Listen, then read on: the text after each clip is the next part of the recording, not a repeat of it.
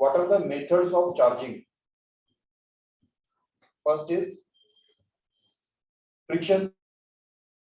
Yes sir, first is friction है, conduction हो गया, फिर इंडक्शन हो गया, और तीसरा इंडक्शन, राइट? ठीक है, तो उसमें फ्रिक्शन के अंदर क्या होता है? फ्रिक्शन किसके लिए लेकिन होता है, एक बात बताओ। सर इंसुलेटर के लिए होता है सर, के लिए, राइट? इंसुलेटर्स के लिए फ्रिक्शन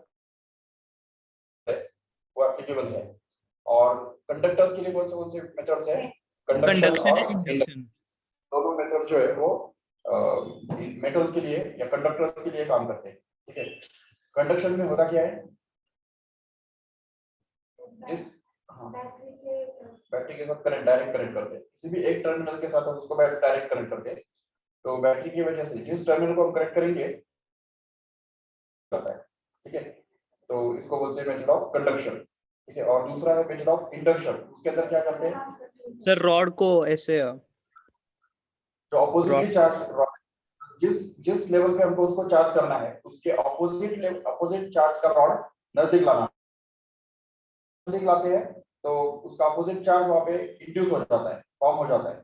लेकिन जो एक्सेस चार्ज है, ठीक है, जो उसका ऑपोजिट चार्ज है वो एस्केप होने के लिए हम क्या करते हैं, उसको अर्थ के साथ कनेक्ट करते हैं या ग्राउंड करते हैं, तो उसकी वजह से excess charge escapes away into the ground and hence charge just is left on the conductor, and this is the method of induction.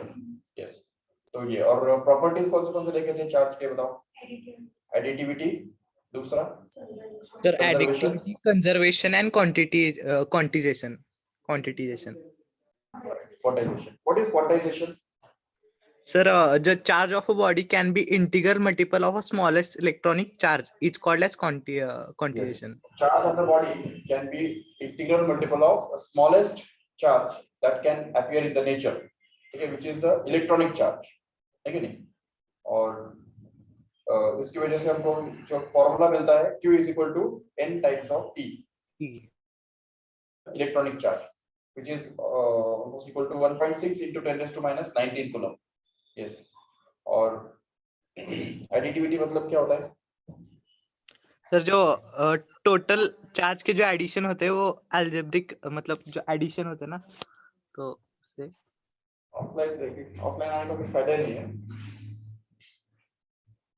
क्या भाई? क्या हुआ सर? इनका ऑफलाइन देखे आके कोई फायदा नहीं है होगा। Sorry sir, sorry. नहीं, अरे उल्टा बोल रहा हूँ, उल्टा ऑफलाइन वालों का ज्यादा आवाज होना चाहिए नहीं? हाँ सर, मुझे लगा मैं आंसर बता रहा हूँ, उनको डिस्टर्ब हो रहा है ऐसा लगा मुझे। So basically additivity is the simply the total charge on the body is always equal to the algebraic sum, not only sum, algebraic sum of all the charges present in different parts of the body. That is what is additivity. और तीसरा क्या बताया? Conservation. ठीक है, चलो, so basically that is this is what we have done last time. So let us see the next concept in this chapter now, that is about, अच्छा, Coulomb's law का हमने ऑलरेडी देखा था, तो कूलम्ब्स लॉ का हाँ वो भी करना है, और डेफिनेशन ऑफ कूलम्ब भी हमको देखना है, और फिर principle of superposition and then intensity. तो देखो, सबसे पहले हम बात करेंगे कूलम्ब्स लॉ के अंदर हम भी जो देखा था कि force between two charges is always going to be proportional to the product of the magnitude of these charges and it's inversely proportional to the square of distance between these two charges. तो ये mathematical form हमने already देखा था Coulomb's law का, और उसके अंदर अभी इसमें देखो ये k का जो वैल्यू है वो हमने बताया था 9 × 10⁹ न्यूटन मीटर स्क्वायर पर कूलम्ब स्क्वायर, ये भी बताया गया था। So this is the value of k and that is constant, but it is constant for vacuum. ठीक है, अगर स्पेस में अगर देखेंगे ये दो चार्जेस जब तक स्पेस में रखे हुए हैं तब तक ये वैल्यू इतना बनता है, 9 × 10⁹ इतना बनता है, ठीक है। लेकिन अगर इन्हीं दो चार्जेस को अगर हम दूसरे किसी मीडियम के अंदर अगर डाल देते हैं, if these two charges are present in any other medium, then the value of k will not be like 9 × 10⁹, but it will be somewhat different, it will be less than that, ठीक है। And उसका reason यही होता है कि actually देखो यहाँ पे क्या होता है ना कि जो force between the two charges when they are kept in vacuum, ठीक है, the force between them is given by the formula 1/4 pi epsilon naught into Q1 Q2 upon R square. यहाँ पे अभी एक बात समझो कि यहाँ पे जो K का जो वैल्यू है वो इसको हम इस तरह से 1/4 पाई एप्सिलॉन नॉट लिख सकते हैं। अभी इसका जो रीजन है वो हमको अभी इस चैप्टर के एंड में हमको पता चलने वाला है। Why this K is expressed as 1/4 pi epsilon naught and where this comes from? ये जो 4 pi epsilon naught है तो वो कहाँ से आता है, उसका रिजल्ट हमको इस चैप्टर के लास्ट एंड पॉइंट पे मिलने वाला है। लेकिन अभी फिलहाल तुम इतना ही समझ सकते हो कि K is a constant and that constant is given expressed as 1/4 pi epsilon naught here, where 4 pi is again a constant, but epsilon naught, what is this epsilon naught? It is called as the permittivity of the free space. Permittivity, ठीक है, क्योंकि होता क्या है ना कि अगर suppose कोई भी जो मीडियम होता है वो मीडियम इन दो चार्जेस को कितना अलाउ करता है इंटरेक्ट करने के लिए, कितना अलाउ करता है, ये दिखाया जाता है इस इप्सिलॉन नॉट के द्वारा, परमिटिविटी के द्वारा। जिसका मतलब ये है कि अगर सपोज ये परमिटिविटी अगर कम है तो इसका सीधा मतलब ये होगा कि the charges are allowed to interact very freely. ठीक है, मतलब ये चार्जेस जो है वो इजीली इंटरेक्ट कर सकते हैं एक दूसरे के ऊपर, फोर्स एक्सर्ट कर सकते हैं आराम से। लेकिन अगर ये इप्सिलॉन नॉट का वैल्यू ज्यादा है, ठीक है, किसी अलग मीडियम के लिए अगर इप्सिलॉन नॉट का वैल्यू ज्यादा है तो इसका मतलब यही होता है कि the charges are not allowed to interact between them. जैसे फॉर एग्जांपल अगर मान लो कि ये दो चार्जेस है, इनको अगर हमने वैक्यूम के अंदर अगर किसी पर्टिकुलर डिस्टेंस पे रख दिया तो हो सकता है कि वो सपोज 100 न्यूटन इतना फोर्स एक्ट कर रहे हैं एक दूसरे के ऊपर, ठीक है। लेकिन अभी अगर मान लो कि ये यही दो चार्जेस को अगर हमने किसी दूसरे मीडियम के अंदर रख दिया, जस्ट लाइक वाटर और any other medium like this, तो इस मीडियम के अंदर अगर इनको हमने रख दिया उसी डिस्टेंस पे तो वो 100 न्यूटन इतना फोर्स एक्ट नहीं करेंगे, कम फोर्स एक्ट करेंगे। समझ सकते हो ठीक से? मीडियम चेंज हो गया क्योंकि मीडियम उसको कितना अलाउ करता है, कितना इन दोनों को इंटरेक्ट होने के लिए, फोर्स एक्सर्ट करने के लिए अलाउ करता है, परमिशन देता है, ये उस मीडियम के ऊपर डिपेंड करता है। वो मीडियम का प्रॉपर्टी होता है, इसलिए मीडियम टू मीडियम वो डिफर करता है। हो सकता है कि यहाँ पे सपोज इस मीडियम के अंदर जो दो चार्जेस के बीच में जो फोर्स है वो हो सकता है 50 न्यूटन बन जाए, ओनली 50 न्यूटन। जैसे एक सिंपल सा एग्जांपल अगर दिया जाए तो ये भी समझ सकते हो कि अगर मान लो दो मैग्नेट्स है, दो मैग्नेट्स, उनको जब हम एयर के अंदर रखते हैं एक पर्टिकुलर डिस्टेंस पे तो वो चिपक जाते हैं एक दूसरे के साथ। ठीक है, अगर नॉर्थ और साउथ पोल अगर हमने इनको आपस में अगर सामने रखा, सपोज ये एक मैग्नेट है, चलो सपोज ये एक मैग्नेट है और दूसरा मैग्नेट यहाँ पे है, तो ये दोनों मैग्नेट को अगर सपोज हम नॉर्थ पोल अगर नजदीक लेके आएंगे तो हो सकता है कि वो रिपेल करेंगे। ठीक है, रिपल्सिव फोर्स जो उनके बीच में है वो हम एक्सपीरियंस कर सकते हैं उनको नजदीक लाके। ठीक है, लेकिन जैसे ही उनको हमने वाटर में डाल दिया और अगर उनको उसने डिस्टेंस पे नजदीक लाने के लिए ट्राई किया तो क्या वो उतना जोर से रिपेल कर पाएंगे? नहीं सर। वाटर के अंदर थोड़ा सा कम हो जाएगा उनका रिपल्शन, यही वो अट्रैक्शन भी कम हो जाएगा। अगर उल्टा करते हैं तो अगर उन मैग्नेट्स को अगर हम यहाँ पे अगर रखते हैं तो तुरंत चिपक जाएंगे, लेकिन वही अगर वाटर के अंदर अगर रख दो तो उस डिस्टेंस पे अगर हम लेके आएंगे तो उतना ज्यादा अट्रैक्शन उनके बीच में नहीं रहेगा, थोड़ा कम हो जाएगा। क्यों? क्योंकि वो वाटर के अंदर है, वाटर उनको इंटरेक्ट होने के लिए उतना ज्यादा परमिशन नहीं देता है, मतलब अलाउ नहीं करता है। तो इसकी वजह से फोर्स हम कहेंगे कम हो गया। ये फोर्स कितने टाइम्स कम हो गया? तो हम बोल सकते हैं आधा हो गया, मतलब दो टाइम कम हो गया, मतलब आधा हो गया। ठीक है, तो जितने टाइम्स वो कम हो जाता है तो यही फैक्टर जो है वो उसका डाइलेक्ट्रिक कांस्टेंट कहलाता है। वो भी हमको आगे चल के देखना है। बट ये कम क्यों हो जाता है? क्योंकि ये इप्सिलॉन का जो वैल्यू है वो चेंज हो जाता है। इप्सिलॉन मतलब परमिटिविटी ऑफ दैट मीडियम। ठीक है, अभी आप इप्सिलॉन नॉट जब तक हम यहाँ पे रखेंगे तब तक उसको हम बोलेंगे permittivity of the free space. Vacuum का परमिटिविटी जो है वो हम एक्सप्रेस करेंगे इप्सिलॉन नॉट से, नो डाउट। लेकिन इप्सिलॉन, ओनली इप्सिलॉन अगर हम उसको बोलेंगे, सपोज यहाँ पे सिंपली इप्सिलॉन अगर हम डाल देंगे तो उसको हम बोलेंगे permittivity of that any other medium other than vacuum. Vacuum को छोड़ के दूसरा कोई भी मीडियम अगर बीच में आएगा तो उसका जो परमिटिविटी है उसको हम इप्सिलॉन से डिनोट करेंगे। और उस केस में उस मीडियम के अंदर जो फोर्स एक्ट होगा उन दो चार्जेस के बीच में, तो उसको हम इस तरह से लिख सकेंगे 1/4 pi epsilon into Q1 Q2 upon R square. बाकी सब चीजें एज इट इज है, only the difference is here epsilon naught means the permittivity of vacuum, not मतलब कुछ नहीं है कि नहीं। तो इसलिए यहाँ पे epsilon naught means the permittivity of vacuum and epsilon means the permittivity of any other medium। Other than vacuum. तो इसलिए यहाँ पे ये इप्सिलॉन और इप्सिलॉन नॉट में फर्क होने की वजह से ये फोर्स में फर्क पड़ गया। अगर हम इन दोनों का रेशियो ले लेंगे, तो सपोज ये F अपॉन FM, ये जो रेशियो है, तो ये कितना बनेगा? देखो ठीक से, ये जो पूरा जो है वो कैंसिल हो जाएगा, सिर्फ ये इप्सिलॉन ऊपर चला जाएगा और इप्सिलॉन नॉट नीचे आ जाएगा। तो epsilon upon epsilon not, this will actually be the ratio of the two forces. तो अभी यहाँ पे एक और एक कंसेप्ट आ जाता है कि जैसे अभी देखो कि किसी मीडियम का जो परमिटिविटी है वो वैक्यूम के परमिटिविटी के कंपैरिजन में कितने टाइम्स ज्यादा है, ये दिखाने वाला नंबर मतलब डाइलेक्ट्रिक कांस्टेंट। ओके, अभी अगर देखेंगे ठीक से तो प्रैक्टिकली अगर देखा जाए तो इप्सिलॉन नॉट मतलब जो वैक्यूम का जो परमिटिविटी है तो वो होता है almost 8.89 into 10 raised to minus 12 8.85 into 10 raised to minus -12 c square by n unit निकाल सकते हैं आराम से, कूलम स्क्वायर पर न्यूटन मीटर स्क्वायर। Newton ये meters. होता है वैक्यूम का परमिटिविटी। यस, वैक्यूम का permittivity.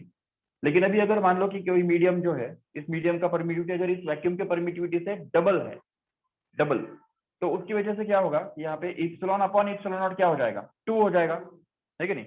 So the ratio of these two, the permittivity of the medium to the permittivity of vacuum is actually called as the dielectric constant. It gives us an idea about how many times the permittivity of that medium is going to be greater than the permittivity of vacuum actually. तो ये जो ratio है इसको हम बोलते हैं dielectric constant और उसको हम डिनोट करते हैं स्मॉल के से। Just don't get confuse between this small के एंड कैपिटल के। कैपिटल के तो ऑलरेडी हमने देख लिया क्या होता है और वो बिल्कुल इस कूलम्स लॉ के अंदर का कांस्टेंट है, लेकिन इस के को हमने एक्चुअली एक्सप्रेस किया 1/4 पाई इप्सिलॉन नॉट से, और जब मीडियम चेंज हो गया तो ये इप्सिलॉन नॉट के बदले इप्सिलॉन आ गया और जिनका दोनों का हमने एक रेशियो ले लिया तो उससे हमको ये इप्सिलॉन अपॉन इप्सिलॉन नॉट का जो रेशियो है वो एक्चुअली स्मॉल के कह जाता है, जिसको हम बोलते हैं dielectric constant of that particular medium. जैसे अभी सपोज फॉर एग्जांपल ये जो मीडियम है जिसके अंदर फोर्स आधा हो गया, तो उस मीडियम का जो परमिटिविटी है वो इस वैक्यूम के परमिटिविटी से डबल होगा, इसलिए उसको हम क्या बोलेंगे? इस मीडियम का डाइलेक्ट्रिक कांस्टेंट कितना है? क्या कहेंगे? 2 है। 2k तो उस मीडियम का डाइलेक्ट्रिक कांस्टेंट हो गया। अगर मान लो किसी दूसरे मीडियम का, मान लो कि परमिटिविटी वैक्यूम के परमिटिविटी से 5 टाइम्स ज्यादा है, 5 टाइम्स, तो उसके बारे में हम क्या बोलेंगे? सर 5 होगा। उसका जो डाइलेक्ट्रिक कांस्टेंट है कितना बोलेंगे? 5 टाइम, 5 है, simply 5। Dielectric constant is going to be 5। और अगर मान लो कि वैक्यूम के अंदर अगर दो चार्जेस आपस में 100 न्यूटन इतना फोर्स अप्लाई करते हैं, एक्सर्ट करते हैं, तो वही दो चार्जेस जब उस मीडियम के अंदर डाले जाएंगे जिसका परमिटिविटी डाइलेक्ट्रिक कांस्टेंट 5 है, तो ऐसे केस में ये दो चार्जेस के बीच में फोर्स कितना एक्ट होगा बता सकते हो? How much force will act on this between this two charges? Yes, 20 sir. 20, very good. Yes. Okay. So 20 Newton force will act on between these two charges. Okay. If they are kept at the same distance in this medium whose dielectric constant is already 5. तो मतलब dielectric constant 5 होने का दो मतलब होता है। एक तो उसको मीडियम का परमिटिविटी वैक्यूम के परमिटिविटी से कितना ज्यादा है वो उससे हमको पता चलता है, और दूसरी तरफ ये देखो ये F अपॉन FM ये रेशियो हमको पता चल रहा है K के द्वारा। तो F तो 100 है, ये 100 यहाँ पे आ जाएगा, लेकिन K कितना है? 5 है ना। तो K 5 कब होगा? जब FM का वैल्यू 20 होगा, है कि नहीं? तब जाके ये दोनों का जो रेशियो है वो 5 के बराबर बनेगा इस तरह से। तो जितना परमिटिविटी मतलब जितना परमिटिविटी बढ़ता जाता है या जितना डाइलेक्ट्रिक कांस्टेंट बढ़ता जाता है तो उतना कम फोर्स एक्ट होगा उन दो चार्जेस के बीच में जब वो उस मीडियम के अंदर रखे जाएंगे। जैसे दूसरा एग्जांपल अगर दे सकते हैं कि अगर मान लो कि कोई मीडियम है उसका परमिटिविटी सपोज 10 है, 10, तो उसका मतलब क्या होगा कि उसका डाइलेक्ट्रिक कांस्टेंट 10 है, 10 होगा, कांस्टेंट इज 10, तो उसका परमिटिविटी वैक्यूम के परमिटिविटी से 10 टाइम्स ज्यादा है, ये उसका मतलब हो गया। और ऐसे केस में उस मीडियम के अंदर अगर हम ये दो चार्जेस रख देंगे तो उनके अंदर कितना फोर्स एक्ट होगा जब उनके बीच में 100 न्यूटन का फोर्स एक्ट हो रहा है ऑलरेडी वैक्यूम के अंदर? तो 10 होगा sir. 10 divided by 10 will be 10 here in this वे। लेकिन अभी तुमको पता होना चाहिए कि जो अलग अलग मीडियम है, जो अलग अलग जो प्रैक्टिकल जो मीडियम होते हैं, जैसा कि एस्बेस्टॉस या प्लास्टिक हो गया या कोई वाटर भी एक मीडियम ही है, तो इन मीडियम का जो परमिटिविटी है तो वो वाटर का परमिटिविटी जो अगर देखेंगे प्रैक्टिकली तो इट इज ऑलमोस्ट 80।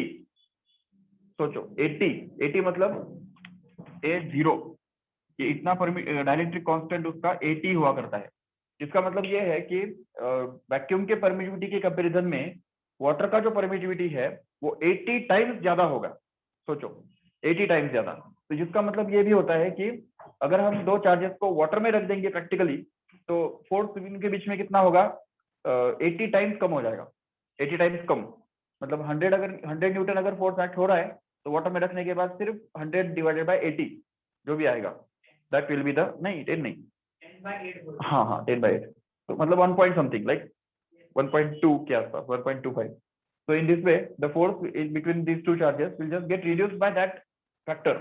ठीक है, जो भी डायरेक्ट्रिक कांस्टेंट है उस फैक्टर से वो रिड्यूस हो जाएगा। तो ये इस तरह से होता है। This is the concept of dielectric constant, remember. ठीक है, इसमें कुछ डाउट है? No doubt sir. ओके, तो अभी दूसरा जो कंसेप्ट इसके अंदर है तो वो है डेफिनेशन ऑफ अ कूलम। देखो, कूलम हमने ऑलरेडी देखा था कि coulomb is the unit of charge, right. But अगर तुमको पूछा कि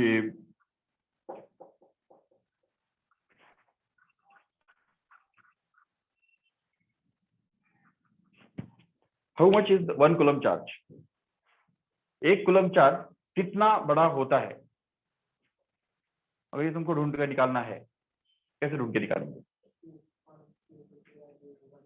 हाँ, तो ये इसके लिए हम ये न्यूटन कूलम्स लॉ यूज कर सकते हैं आराम से। हाँ, आर को अगर हम 1 डाल देंगे और ये 1, ये दोनों चार्जेस जो है वो 1 जब बनेंगे तो Yes, sir. उनके बीच में जो फोर्स है वो फोर्स कितना बनेगा, 9 × 10⁹ न्यूटन के बराबर बनेगा। तो इमेजिन करो दो स्पीयर्स हमने 1 मीटर के ऊपर डिस्टेंस पे रखे हुए हैं। सपोज 1 मीटर डिस्टेंस पे ये दोनों स्पीयर्स हमने रखे हैं, ठीक है, और इनके ऊपर हम सेम चार्ज देने वाले हैं। जो भी चार्ज देने वाले हैं हम दोनों के ऊपर सेम देने वाले हैं, तो इसलिए ये Q1 और Q2 जो है वो सेम ही रहेगा, हमेशा सेम रहेगा। तो अगर सपोज हम इन दोनों के अंदर का जो चार्ज है वो अगर बढ़ाते चले जाते हैं, बढ़ाते जा रहे हैं, तो ऑटोमेटिकली क्या होगा, इन दोनों के बीच में का जो रिपल्सिव फोर्स है वो ऑटोमेटिकली बढ़ता जाएगा, करेक्ट है, it will go on increasing. But how can we come to know that the charge on these two spheres is 1 coulomb? It has become 1 coulomb exactly। तो ये हमको तब पता चलेगा क्योंकि हम चलो चार्ज मेजर नहीं कर सकते, बोले ठीक है, लेकिन फोर्स तो मेजर कर सकते हैं कि नहीं, फोर्स कैन बी मेजर्ड। तो अगर हम सपोज इन दोनों के बीच में का जो रिपल्सिव फोर्स है वो अगर मेजर करते जाते हैं और इन दोनों के बीच में जब फोर्स 9 × 10⁹ न्यूटन के बराबर बन जाएगा, तो उस समय इन दोनों के ऊपर का जो चार्ज है वो कितना बनेगा, 1 कूलम बनेगा। इतना हम गारंटी दे सकते हैं। ठीक है, मतलब हम Yes, sir. हमको मेजर क्या करना था, चार्ज मेजर करना था, लेकिन हमने मेजर कैसे किया, उसको फोर्स के फॉर्म में मेजर किया। ठीक है, फोर्स जब हमको पता चल गया तो फोर्स मेजर करना मतलब इनडायरेक्टली चार्ज मेजर करने के जैसा है। तो इसलिए क्योंकि कूलम्स लॉ हमको क्या बताता है कि the force between to charges is always equal to 1/4πε0 into Q1 Q2 upon R square, where 1/4πε0 happens to be this 9 × 10⁹ here actually। तो इसलिए यहाँ पे ये हम यूज कर सकते हैं बात।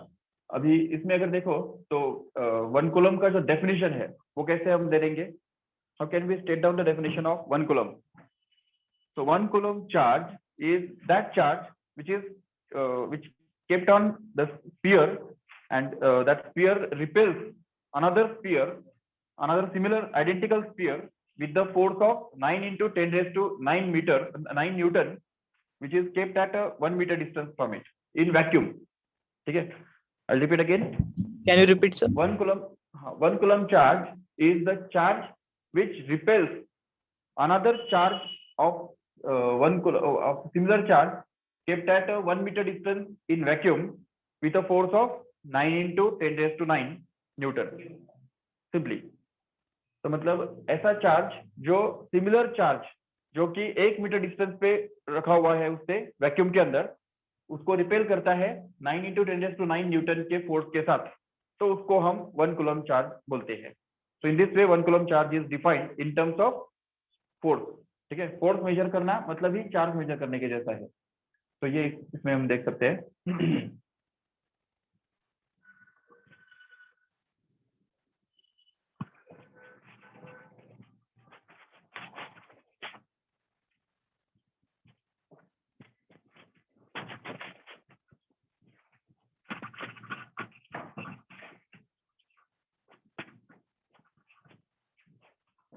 ओके, अगर तुमको पूछा कि 1 कूलम चार्ज में कितने इलेक्ट्रॉन्स आते हैं तो बता सकते हो?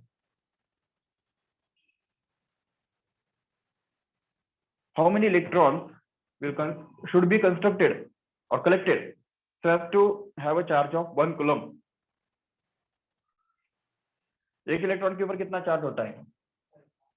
1.6 into 10⁻⁻19 कूलम कितना चार्ज होता है एक इलेक्ट्रॉन के ऊपर, बराबर। और हमको क्या चाहिए अभी? 1 कूलम चार्ज चाहिए, ठीक है। तो 1 कूलम चार्ज बनने के लिए कितने इलेक्ट्रॉन्स हमको इकट्ठा करने पड़ेंगे, कितने इलेक्ट्रॉन कलेक्ट हो जाएंगे तब जाके हमको 1 कूलम चार्ज मिलेगा? Yes, so we'll have to use this formula Q is equal to N times of E, okay? जिसमें हमको अभी निकालना क्या है? N निकालना है। N मतलब नंबर ऑफ इलेक्ट्रॉन, है कि नहीं? तो इसलिए यहाँ पे आएगा N is equal to so Q divided by E, where Q will actually be the charge which we want to construct. Which it is 1 coulomb. So here it will be 1 coulomb. And E जो है वो तो हमको पता ही already एक electron के ऊपर कितना चार्ज है, तो वो यहाँ पे डाल देंगे। तो इसका डिवीजन करने से अब चलो कुलम कुलम तो कैंसिल हो जाएगा, वो तो वैसे भी होना ही था। तो यहाँ पे आएगा 1/1.6 इंटू 10⁻, ये ऊपर चला जाएगा और प्लस 19 बनेगा। और 1/1.6 पता है कितना होता है?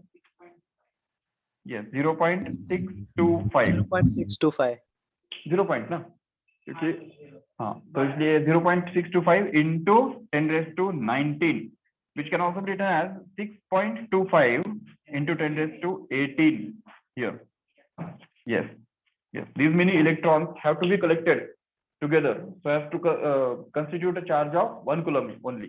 एक कूलम का चार्ज बनाने के लिए इतने सारे इलेक्ट्रॉन्स हमको इकट्ठा करने होंगे, ठीक है, जिसको जो कि 6.25 मतलब ये 6 तो चलो ठीक है, 6 into 10⁻18 भी समझ सकते हो। तो these many electrons are required to form a charge of 1 coulomb. ये एक सिंपल सी बात जो है तो वो भी हमको समझनी है कि 1 कूलम चार्ज जो है वो बहुत बड़ा यूनिट है actually, it's a very large unit. एक कूलम चार्ज के साथ हमारा कभी पल्ला पड़ता ही नहीं है, जो कि कल भी मैंने बताया था actually. In the words of Feynman, ठीक है, फेनमन जो साइंटिस्ट है उसने ये बोला था कि मतलब एक चार्ज का जो 1 कूलम चार्ज कितना बड़ा है उसकी आइडिया देने के लिए उसने एक एस्टिमेशन किया था, मतलब एक स्टेटमेंट उसने दिया था जो उसके कैलकुलेशन मतलब कूलम्स लॉ के कैलकुलेशन के ऊपर बेस्ड था, जो कि इस तरह से कुछ स्टेटमेंट उसने बताया था कि अगर हमारे बॉडी के अंदर जितने भी सारे इलेक्ट्रॉन्स है उसका अगर 1% इलेक्ट्रॉन भी अगर एक्स्ट्रा हो जाते हैं, ठीक है, मतलब अगर सपोज मैं यहाँ पे खड़ा हूँ और सपोज मेरा फ्रेंड एक दूसरा यहाँ पे खड़ा है, 1 मीटर डिस्टेंस पे खड़ा है सपोज, ठीक है, 1 हाथ की दूरी पे खड़ा है, तो अगर दोनों के बॉडीज में अगर इलेक्ट्रॉन 1% इलेक्ट्रॉन सिर्फ एक्स्ट्रा हो जाते हैं तो उन दोनों बॉडीज के बीच में इतना फोर्स एक्सर्ट होगा जो पूरे अर्थ को उठाने के लिए सफिशिएंट है, मतलब पूरे अर्थ के जितना वेट उठाने के लिए सफिशिएंट होगा। इमेजिन करो 1% इलेक्ट्रॉन सिर्फ एक्स्ट्रा हो गया दोनों के बॉडीज में, तो भी the force that will be developed will be sufficient to lift the weight which is equal to the whole earth. तो ये उसके वर्ड्स में उसने कैलकुलेशन करके बताया था। तो इससे भी तुम पता कर सकते हो कि एक कूलम चार्ज कितना बड़ा होता है, ठीक है। तो ये मतलब सिंपल सा एग्जांपल है। ओके, तो अभी हम देखेंगे what is the principle of superposition of charges. So basically what happens is, if suppose there are number of charges, like Q1 is the charge kept here at this point, Q2 is the charge which is kept here at this point, Q3 is the charge which is kept here, and Q4, Q5, Q6 ऐसे अलग अलग charges यहाँ पे already रखे हुए हैं। Okay, तो अभी यहाँ पे होता क्या है कि if suppose we want to find out the force acting on any one particular charge, then what we have to do? तो अगर फॉर एग्जांपल हमको इस Q1 के ऊपर एक्ट होने वाला फोर्स ढूंढ के निकालना है, how much force is acting on Q1, तो उसके लिए क्या क्या जरूरी है, क्या क्या हमको लगेगा। तो उसके लिए सबसे पहले हमको ये डिस्टेंस लगेगा, इनके बीच में डिस्टेंस कितना है उसको हम बोलेंगे suppose R12। Okay, R12 means the distance between Q1 and Q2। वो हमारे लिए भी कन्वीनियंट है इसको इस तरह से एक्सप्रेस करना। दूसरा जो है ये डिस्टेंस हमको लगेगा, उसको हम बोलेंगे R14, ओके। ये डिस्टेंस भी यहाँ पे हमको लगेगा, इसको हम बोल सकते हैं R13 here in this way। And चलो ठीक है, anyone all the distances will be required, no doubt. But अभी चलो Q1 के ऊपर जो फोर्स एक्ट हो रहा है, तो वो निकालने के लिए हमको Q1 से सारे जो चार्जेस है उन सब का डिस्टेंस लगेगा, ठीक है। वो हमको पता होना जरूरी है, R12, R14 and R13, okay. Now we can just talk about the individual forces acting on Q1 due to different charges, individual charges। मतलब अभी जैसे Q1 के ऊपर कौन कौन फोर्स एक्ट करने वाला है, Q2 करने वाला है, ठीक है। अभी Q2 जो फोर्स एक्सर्ट करेगा Q1 के ऊपर, वो कौन से डायरेक्शन में होगा? If you assume all the charges are positive, तो रिपेल करेंगे, तो the force acting on Q1 due to Q2 will actually be along the line joining this Q1 and Q2, and it will be away from Q2, so it will be directed like this, okay। तो इस direction में वो directed होगा, उसको हम क्या बोलेंगे? Yes, F21 या 12? F12 sir. अरे F12 सर बताया था ना मैंने, जिसके ऊपर फोर्स एक्ट हो रहा है वो पहले लेने का, जिसकी वजह से एक्ट हो रहा है वो बाद में, रीजन बाद में, ठीक है। फोर्स किसके ऊपर काम कर रहा है? Q1 पे ना, तो इसलिए इसको हम बोलेंगे F12। और एक्चुअली वो फोर्स जो है वो भी एक वेक्टर है ना, it's a vector, right. So that's why we have to keep it as F12 bar. It has a direction as well as magnitude as well, okay. चलो ठीक है, अभी just focus on the force acting on this Q1 due to Q3 और Q4, doesn't matter, कोई भी ले लो फटाफट, क्योंकि दोनों लेना ही है। चलो Q3 ले लेंगे, तो Q3 की वजह से Q1 के ऊपर जो फोर्स एक्ट होगा वो, yes, it will be along the line joining Q1 and Q3, and it will be directed away from Q3, and it will be called F13 bar, yes। And again Q4 की वजह से Q1 के ऊपर जो force act होगा उसको हम बोलेंगे F13 bar, and it will be directed again along the line joining these two, and it will be directed away from Q4, that means it will be like this, so this is going to be Q14 bar, correct है? So these are the forces acting on Q1 due to all other charges. If there is any other charge, suppose apart from this Q4, Q3 and Q2, suppose there is Q5 also, Q5, then this list of this force will include that force also, which is exerted by that fifth charge on this first one. That will be called as Q15 bar, and it will be again directed along the line joining Q1 and Q5, and it will be directed away from Q5 if it is positive, okay। If it is negative, then it will be directed towards it, no doubt। तो ये हमको समझना है, जितने भी सारे charges है उन सभी की वजह से जो भी फोर्स एक्ट हो रहे हैं उन सब का हमको अभी वेक्टर सम करना है। वेक्टर सम मतलब अभी इन तीनों फोर्सेस को हम ऐड कैसे करेंगे? Do you know how to add 3 vectors? 3 vectors को ऐड कैसे करते हो? यूजिंग ट्रायंगल लॉ और पैराग्राम लॉ, है कि नहीं? अभी 3 के लिए तो हमारे पास पॉलीगॉन लॉ होता है कि नहीं? अगर 2 से ज्यादा है तो पॉलीगॉन लॉ है, लेकिन अगर हमको ट्रायंगल लॉ या पैराग्राम लॉ यूज करना है तो क्या करना पड़ेगा? 2 को एट अ टाइम लेना पड़ेगा, दो के पेयर में करना पड़ेगा। मतलब पहले हो सकता है कि F12 और F13 को ऐड कर देंगे और उसके बाद उसका जो एडिशन मिलता है उसको F14 बार के साथ ऐड करेंगे, और जो भी उनका एडिशन मिलेगा वो फाइनल होगा, that will be the final, right?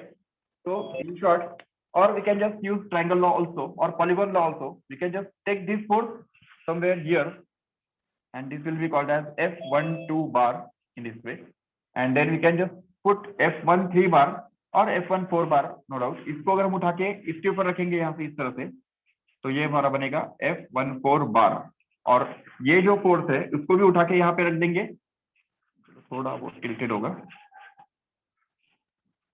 और ये जो F13 बार है उसको भी यहाँ पे उठा के रख देंगे इस तरह से, without changing the magnitude and direction, be careful. तो इस तरह से इसको यहाँ पे उठा के रख दिया, तो ये बन जाएगा हमारा F13 bar.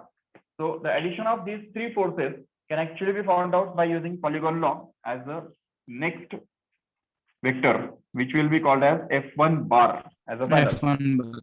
This is called as the F1 bar, which is going to be the vector sum of F12 bar, F14 bar, and F13 bar. So that means we can just write mathematically that F1 bar, that is the net force acting on Q1, F1 बार मतलब क्या है यहाँ पे, the net force acting on Q1 will actually be equal to the force acting on Q1 due to Q2 plus the force acting on Q1 due to Q3 and the force acting on Q1 due to Q4. That's all. Q4.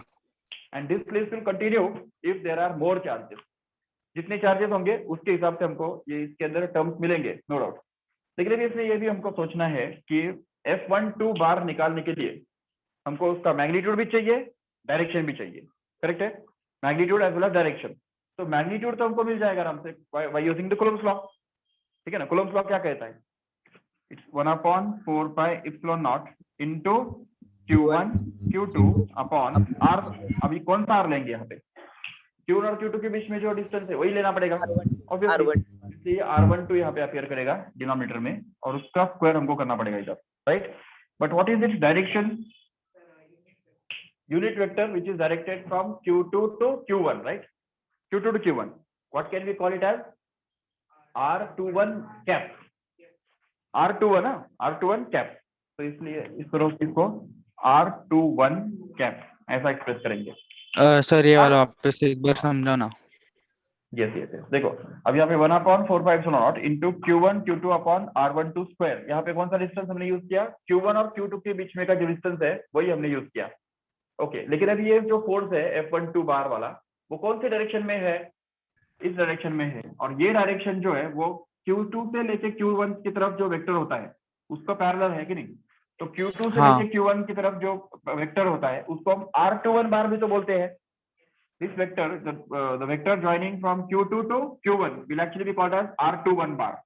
And R21 बार को अगर उसके खुद के magnitude से अगर divide कर देंगे तो उससे हमको उस तरफ यूनिट वेक्टर मिल जाएगा, unit vector. So unit vector in the direction of this R21 bar will be denoted by R21 cap simply. तो ये R21 cap जो है वो यहाँ पे आएगा as a unit vector which will give us the direction. Okay. Now we'll just talk about this F13 bar. ठीक है, the force acting on Q1 due to Q3 now.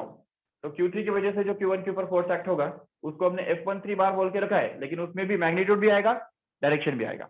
Magnitude के लिए क्या करेंगे, कूलम्ब्स लॉ यूज करेंगे जो कि 1/4 pi epsilon naught into, अब यहाँ पे देखो फोर्स कौन से बीच में है, Q1 और Q3, इसलिए यहाँ पे आएगा Q1 Q3 और Q3 upon R13 square, R13 the square, distance का स्क्वायर जो कि R13 का whole square, and yes and it will be multiplied by the unit vector which is directed from Q3 to Q1, R31 cap. so it's R31 cap, right. And finally plus third term will constitute this one, so it can generalize. Same So ही होगा 1/4 pi epsilon naught into Q1 Q4 upon R14 square into R41 cap. cap. Yes. इसको R41 या R14 कुछ भी लिख सकते हो कि क्यों नंबर है, ठीक है, उसमें कोई फर्क नहीं है, ठीक है, ये नीचे जो है, लेकिन इस वाले को ऊपर वाले को हमको R41 कैप ही लिखना है, वो कंपल्सरी है, ठीक है। तो इस तरह से ये हमको मिलता है, this is the vector form of the principle of superposition here.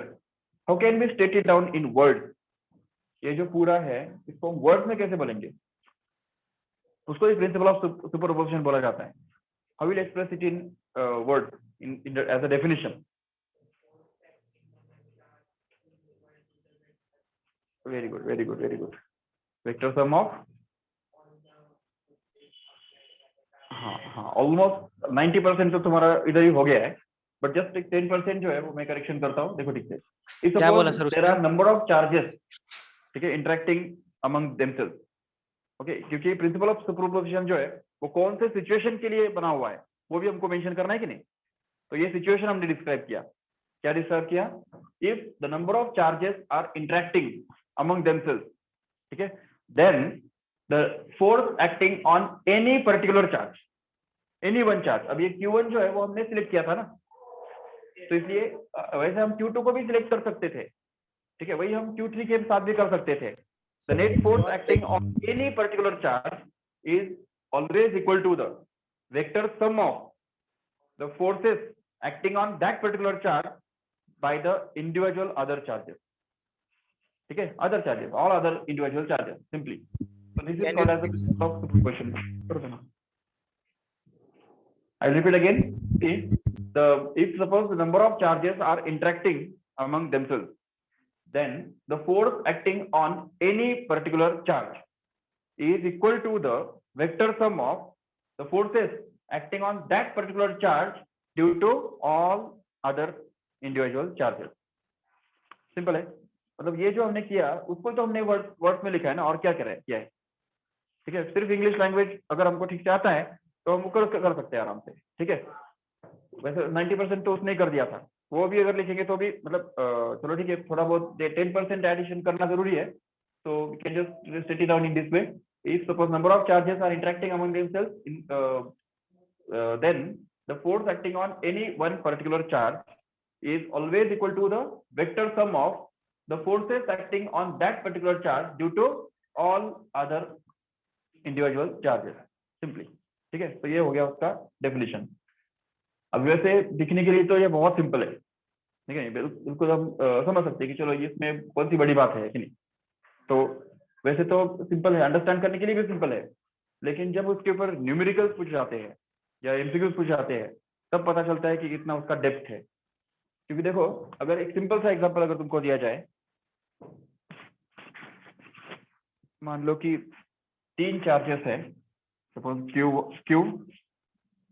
और तुम्हारे कन्वीनियंस के लिए चलो इन तीनों को हम इक्वल ले लेंगे, इक्वल, ठीक है, मतलब मैग्नीट्यूड में इक्वल है वो तीनों, क्यू क्यू क्यू। और तुम्हारे एक और कन्वीनियंस के लिए सपोज ये तीनों चार्जेस जो है वो इक्विलैटरल ट्रायंगल के वर्टाइसेस पे रखे हुए हैं। देखो ठीक है, इक्विलैटरल ट्रायंगल के वर्टाइसेस पे, मतलब ऐसा ट्रायंगल जिसके तीनों साइड सेम है, let us take it as R, ठीक है, हर एक साइड उसका आर के बराबर है, ठीक है। अभी अगर तुमको पूछा कि what is the force acting on this Q any one particular charge, suppose ये क्यू या ये क्यू कोई भी कंसीडर कर लो, and what is it in direction, कौन सी डायरेक्शन में वो है, तो वो अगर हमको ढूंढ के निकालना है तो कैसे ढूंढ के निकालेंगे बताओ। पैरेलल भी कर सकते हो, पैरेलल भी कर सकते हो, बट हाँ, तो देखो यहाँ पे ये जो ए पॉइंट इसको हम बोल सकते हैं, तो इस ए पॉइंट पे जो क्यू रखा हुआ है उसके ऊपर ये क्यू कितना फोर्स एक्सर्ट करेगा, उसको हम बोलेंगे F1। चलो ठीक है, इसको हम बोलेंगे F1, हाँ है ना पॉजिटिव, तो रिपल्शन है, इसलिए तो रिपल्शन है ना, ठीक है। अभी ये this will be along this line ना, ये थोड़ा टेढ़ा दिख रहा है, जस्ट करेक्ट इट। अभी ठीक है, तो ये हो गया F1। How much this F1 will be, can you tell me? 1/4πε0, वो तो फिक्स्ड है, करेक्ट, Q²/R², सिंपल है कि नहीं, समझा कैसे? Q1 Q2 दोनों सेम है और उनके बीच में डिस्टेंस R जो है वो हमने यहाँ पे नीचे लिया है, तो ये तो F1 हो गया। चलो ठीक है, अभी इसी चार्ज के ऊपर ये वाला चार्ज भी तो फोर्स एक्सर्ट करेगा कि नहीं, कितना, उसको हम बोलेंगे चाहिए तो F2, and it will be directed in this direction here. Okay, so this is F2 and how much it will be, can you tell me? 1/4πε0, वो तो रहने वाला ही है, into again Q into Q again square R² only upon ना, R square. it is हाँ. Q²/R², which actually means that this F1 and F2 is going to be the same only, right, in magnitude obviously, not in direction। तो magnitude में उसको हम same दिखा देंगे चाहिए तो, ये देखो ये मैग्नीट्यूड में सेम हो गए, so F1 is same as F2, okay, but F1 bar is not same as F2 bar, huh? Okay, but now if we just want to find out the resultant of these two, F1 and F2, how will you find it out? Parallelogram law, तो हाँ इनके बीच में angle 60 degree है, तो पैराग्राम कैसे use करेंगे, इस vector को उठा के यहाँ पे रखेंगे, है कि नहीं, और इस वेक्टर को उठा के यहाँ पे रखेंगे, तो ये पैराग्राम कंप्लीट हो जाएगा। ये देखो ये पैराग्राम कंप्लीट हो गया, इसका पैरेलल साइड इधर निकाला और इसका पैरेलल साइड इधर ड्रॉ किया, तो उस पैराग्राम का जो डायगोनल है वो डायगोनल एक्चुअली उसका रिजल्टेंट रहने वाला है, so this diagonal will actually be the resultant here, and that will be called as F bar, which will be the actual force acting on this Q due to all other charges, right है? Okay, so अगर हम ये F bar निकालना चाहते हैं तो कैसे निकालेंगे, जबकि उनके बीच में 60 डिग्री एंगल है। हाँ, याद आ रहा है वो फॉर्मूला, दो वेक्टर जब समझो ये P बार और Q बार जब थीटा इतने एंगल पे इंक्लाइंड होते हैं तो उनका जो रिजल्टेंट जो कि पैराग्राम लॉ से निकाला जाता है, तो वो हमने ऑलरेडी मैथमेटिकल मेथड चैप्टर के अंदर देखा है कि r is given by the formula root of p square plus q square plus 2pq cos theta. इससे भी आगे जाके अगर तुमको याद है तो अगर ये p और q सेम होते हैं और उनके बीच में एंगल जब 60 डिग्री होता है तो r का value direct √3 times of each of this vector होता है। ये भी हमने देखा था, याद है? आ रहा है कुछ? सर आप बोले अगर दोनों सेम होंगे तो क्या होगा? अगर ये दोनों सेम होंगे और इनके बीच में का एंगल अगर 60 डिग्री होगा, 60 डिग्री, तो उस केस में ये जो रिजल्टेंट है वो डायरेक्ट हमको मिलता है, it is going to be √3 times of each of vector forming this parallelogram. और चलो ठीक है, अगर नहीं भी याद आ रहा है तो भी 1-2 मिनट में प्रूव भी कर सकते हैं इसको, ऐसा कोई बहुत बड़ी बात नहीं है। देखो cos थीटा इज 60 ना, थीटा इज 60, तो cos theta will be half, तो यहाँ पे हाफ डाल देंगे तो ये 2 हाफ और 2 कैंसिल हो जाएगा सीधा। और हाँ, क्योंकि जबकि यहाँ पे p और q दोनों सेम ही तो है ना, तो यहाँ पे p square plus again p square, समझा कैसे? क्योंकि 2 और cos थीटा से कैंसिल हो गया है तो बचा pq। q तो सेम एज p है, PQ p square plus p Q square तो P into P p square। and root of 3p square can be written as √3 into p, P क्योंकि p स्क्वायर का square root p ही होता है, तो इसलिए हाँ। यहाँ पे आ जाएगा simply √3 into p, that's it। तो ये हो गया हमारा resultant of the two vectors which are equal in magnitude and inclined at an angle 60 degree with each other, that's all। Got तो it, है ना यहाँ पे देखो, f1 bar f2 bar equal in magnitude and inclined at an हाँ। angle 60 degree with each other, तो right? 60 degree angle 60 degree कहाँ से आया? हाँ, इक्विलैटरल एंगल है ना वो, इसलिए ये एंगल 60 डिग्री तो रहने वाला ही है, तो ये भी 60 डिग्री होगा जरूर। इसके कारण वहां पे हमको मिलेगा f जो है उसका magnitude actually √3 times of f1 होगा, दैट्स इट। और f1 तो ऑलरेडी है, ये ले लो या तो ये ले लो, दोनों सेम ही तो है वैसे भी, तो अगर वो यहाँ पे डाल देंगे तो हमको मिलेगा simply √3 into 1/4 pi epsilon naught into q square upon r square. This is going to be the resultant force, and what is it directed in? It's directed along the इसको क्या बोलेंगे, एंगल बाइसेक्टर बोलो या median बोलो या altitude बोलो या और क्या बोल सकते हैं?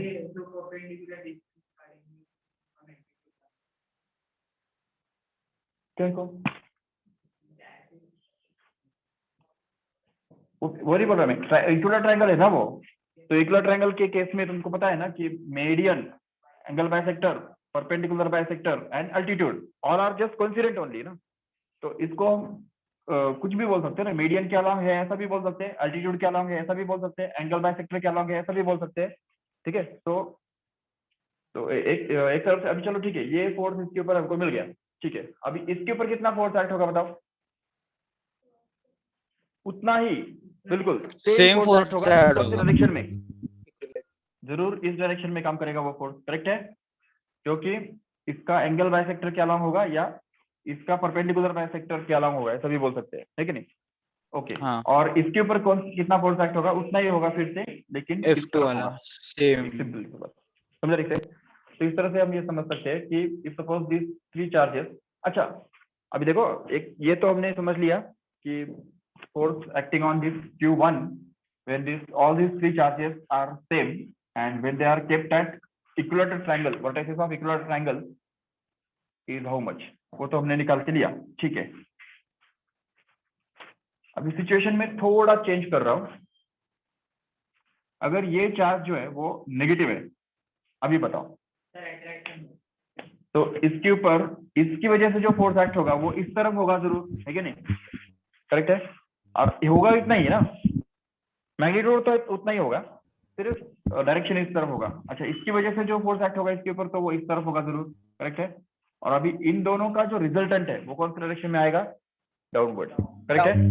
तो ये हो गया उसका डायरेक्शन, और इसका जो मैग्नीट्यूड है वो कितना होगा? √3 times of magnitude of this one और दिस वन, नो प्रॉब्लम, ठीक है। और इसके ऊपर कौन सी डायरेक्शन में फोर्स एक्ट होगा?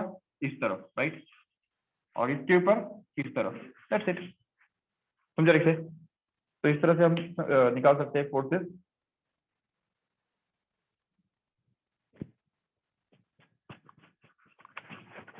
और एक करेंगे। तो देखो, अगर सपोज चार चार्जेस है और सारे के सारे सेम मैग्नीट्यूड के हैं, लेकिन अभी स्क्वायर के वर्टाइसेस पेयर किए हुए हैं इस तरह से। ये सपोज स्क्वायर है, हाँ ए बोलो या आर बोलो उसको, कोई प्रॉब्लम नहीं। अभी बताओ, एक पर्टिकुलर चार्ज क्यू जो है, ये चार्ज के ऊपर कितना फोर्स एक्ट होगा वो हमको ढूंढ के निकालना है।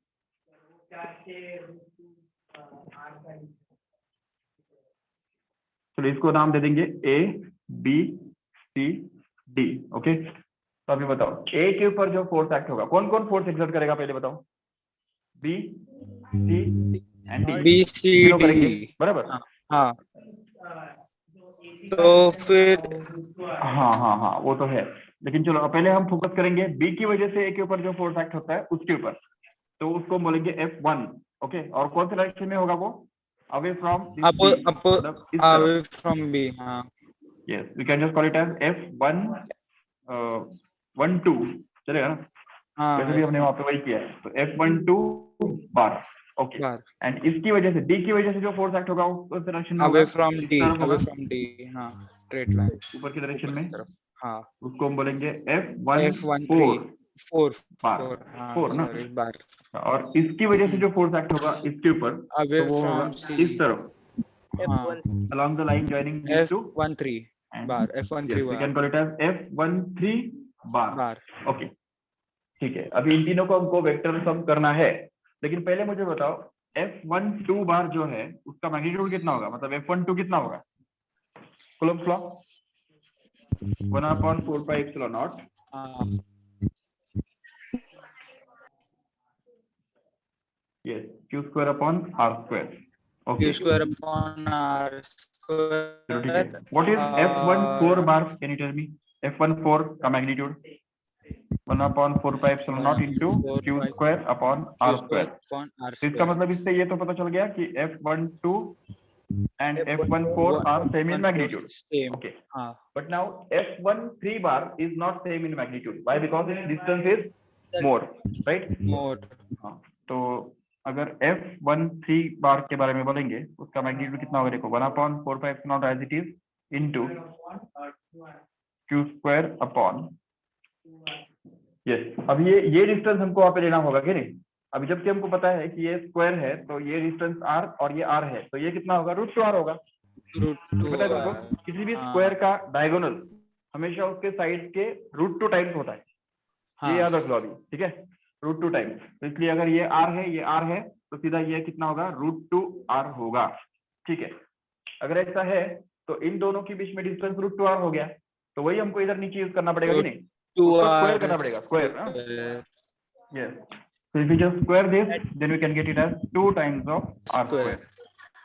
But then can't we see that this will be actually half of this remaining, which is F12 bar or F14 bar? ये जो है इसमें से हाफ अगर साइड में ले लो, देखो ये हाफ समझो मैंने साइड में ले लिया, तो बाकी जो बचा हुआ है 1/4 pi epsilon naught into q square upon r square, वो तो ऑलरेडी इधर प्रेजेंट है ना? ये दोनों सेम ही तो है। हाँ, तो इसलिए इस F13 को हम क्या बोल सकते हैं मैग्नीट्यूड में? हाफ ऑफ F12, और we can also call it as half of F14। No problem, एक ही है वो, ठीक है? अच्छा, अभी देखो ठीक से, ये इन तीनों को हमको वेक्टराइजेशन करना है, तीनों का वेक्टराइजेशन, ठीक है? अभी उसके लिए हमको क्या करना पड़ेगा? पैराग्राम लॉ यूज करना पड़ेगा, लेकिन पैराग्राम लॉ के अंदर दो ही हम ऐड कर सकते हैं एट अ टाइम, राइट? तो कौन से दो को सिलेक्ट करेंगे पहले बताओ? ये F12 और F14, इन दोनों को सिलेक्ट करेंगे, ठीक है? और अभी ये दोनों इक्वल तो है मैग्नीट्यूड में, और angle between them is 90 already. तो याद करो ये फॉर्मूला फिर से, कि जब दो वेक्टर मैग्नीट्यूड में इक्वल होते हैं और उनके बीच में एंगल 90 डिग्री हुआ करता है, तो उनका रिजल्टेंट कितना बनता है? √2 times of each of them. और वो प्रूव भी कर सकते हैं, देखो कैसे, क्योंकि cos 90 कितना होता है? 0, ये तो कंफर्म है, cos 90 इज 0। तो ये टर्म जो है वो पूरा टर्म ही गायब हो जाएगा, पूरा टर्म ही गायब हो जाएगा क्योंकि cos 90 बिकम 0।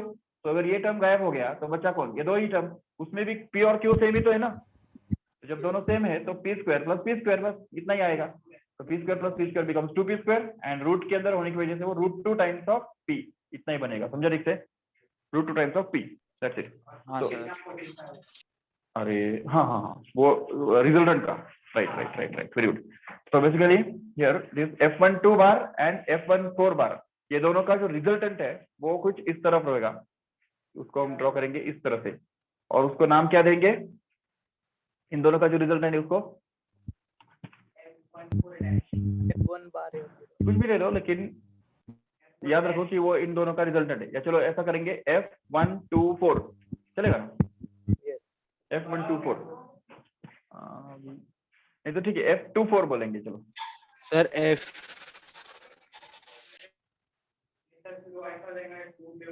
ठीक है ना। फिर F124 क्या प्रॉब्लम है, सिर्फ बड़ा हो रहा है ना, उतना ही प्रॉब्लम है। तो देखो F124 ये जो फोर्स है इसका मैग्नीट्यूड एक्चुअली कितना है, √2 times of any one of these two, either F12 or F14, F1 any one of these two. So you can just have this as F12 in this way, ये समझा ठीक है। अभी लेकिन ये जो है वो 45 डिग्री पे है ना, इसके साथ या इसके साथ, राइट, मतलब एंगल बाइसेक्टर के अलॉन्ग है, और ये F13 बार जो है वो भी तो एंगल बाइसेक्टर के अलॉन्ग ही है, तो इसका मतलब ये दोनों पैरेलल हो गया ना। तो जब दो वेक्टर पैरेलल होते हैं मतलब उनके बीच में एंगल 0 होता है, तो उनका रिजल्टेंट कैसे निकालते हैं, उनका मैग्नीट्यूड ऐड करके निकालते हैं, और क्या करते हैं, सिंपली मैग्नीट्यूड ऐड करते हैं। मतलब जब अगर सपोज इन दोनों वेक्टर्स के बीच में अगर एंगल 0 है तो cos 0 कितना बनेगा, 1।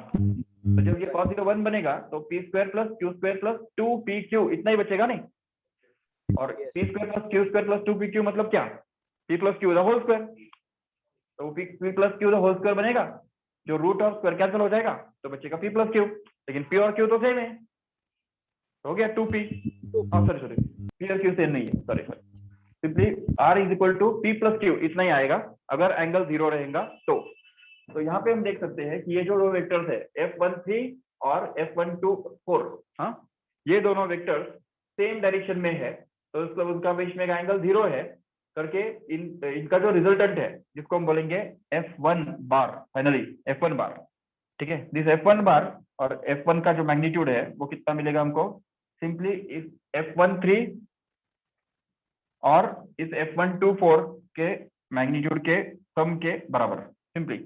तो इसको अगर हम ऐड करेंगे, अभी देखो F13 बार कितना है, F13 का मैग्नीट्यूड कितना है, ये देखो इधर निकाला था ना आपने, जो कि ऑलरेडी हाफ ऑफ F12 है, तो इसको हम बोल देंगे half of F12 simply, okay. And what is this F124, check, √2 F12, तो यहाँ पे आ जाएगा simply √2 times of F12 simply. तो इसमें से F12 अगर कॉमन निकाल के लो तो अंदर में क्या बचेगा, simply 1/2 plus √2 and into F12 as it is. लेकिन F12 कितना है, ये पूरा, उसको वहां पे डाल दो, तो हमको मिलेगा simply the final full and final force acting on that particular charge F1 will actually be equal to 1/2 plus √2 into 1/4 pi epsilon naught into q square upon r square. That's all. Sir camera थोड़ा नीचे,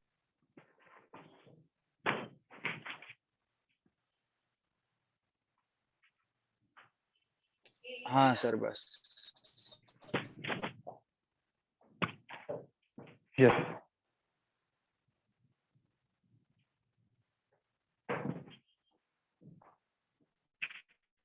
अभी इतना सब जो है ये principal of superposition के बारे में मैंने जो बताया था कि उसको यहाँ पे जब हम लिखते हैं या क्वेश्चन जब तुमको थियोरेटिकल क्वेश्चन जब पूछा जाता है state the principle of superposition and derive its expression, तो बहुत इजी है, वेक्टर सम बोलना बहुत इजी है, लेकिन वेक्टर सम जब हम प्रैक्टिकल में वर्कआउट करते हैं तो स्क्वायर होने पर भी ऐसा हो रहा है, इतना सब हमको करना पड़ रहा है। हेक्सागन होगा तो क्या हुआ वो हम समझ सकते हैं, ठीक है ना।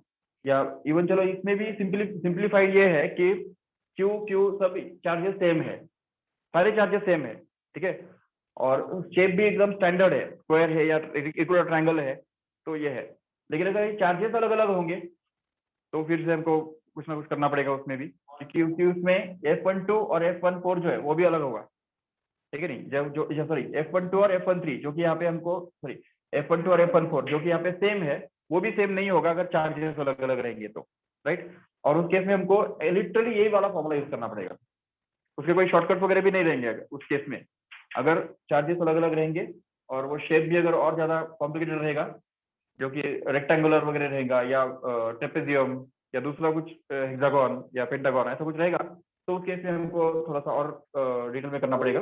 बट ये एक्चुअली बेसिकली मेन जो हमको कंसेप्ट है तो वो समझना है प्रिंसिपल ऑफ सुपरपोजिशन के अंदर, कि हमको जितने भी सारे फोर्सेस इस पर्टिकुलर चार्ज के ऊपर काम कर रहे हैं तो उनका सबका हमको उसके ऊपर सभी फोर्सेस जो भी काम कर रहे हैं उनका सबका वेक्टर एडिशन हमको करना होता है। तो उसमें वेक्टर एडिशन के लिए भी हमारे पास वैसे तो पैरेललोग्राम लॉ है, लेकिन पैरेललोग्राम लॉ करने के लिए हमको क्या करना पड़ता है, दो एट अ टाइम कंसिडर करने पड़ते हैं। तो वो कौन से दो करने हैं वो भी हमको सिलेक्ट करना पड़ता है। नहीं तो अगर हम सपोज वैसे यहाँ पे ये दोनों को अगर पहले करते थे तो उनका रिजल्टेंट और ही कुछ तो भी वर्स्ट आता था, मतलब बीच में आता था उनके, जो कि थोड़ा सा और भी कॉम्प्लिकेटेड हो जाता था। तो इसलिए हमने पहले ये दोनों सिलेक्ट किया, इन दोनों का पहले रिजल्टेंट निकाल के दिया, जो कि कोइंसिडेंटली इस थर्ड वाले के डायरेक्शन में आ गया, तो उसका एंगल एटलीस्ट 0 बन गया। तो इसकी वजह से हम उसको सिंपली ऐड करके उसका रिजल्टेंट निकाल सके। ठीक है, अभी चलो ठीक है, इस चार्ज के ऊपर उतना फोर्स एक्ट हो रहा है, इसके ऊपर कितना होगा बताओ। तो डायग्राम फिर हम यहाँ पे मॉडिफाई कर सकते हैं आराम से कि फोर्स इस तरफ एक एक्ट होगा, इस तरफ एक एक्ट होगा, और तीसरा इसकी वजह से जो है वो इस तरफ काम करेगा, बराबर। और इन दोनों का जो रिजल्टेंट है वो वापस इसी तरफ रहने वाला है, बराबर। और ये दोनों को ऐड करके एक ऐसा लंबा फोर्स बनेगा जो कि इसका मैग्नीट्यूड उतना ही होगा फिर से, बिल्कुल। इवन यहाँ पे भी हम ऐसे कर सकते हैं, the force will be in this way, here the force will be in this direction, here in this वे। और ये भी चलो चारों चार्जेस जो है वो क्यू क्यू क्यू क्यू दिए हुए, इसलिए अगर मान लो एक चार्ज यहाँ पे क्यू और ये बी और डी जो है वो अगर माइनस है तो फिर डायग्राम इसके हिसाब से चेंज होगा। तो ये एक फोर्स तो इस तरफ रहेगा, नहीं सॉरी, ये भी इस तरफ आ जाएगा और ये जो है वो भी इस तरफ आ जाएगा, लेकिन ये इसकी वजह से जो है वो इसी तरफ रहेगा।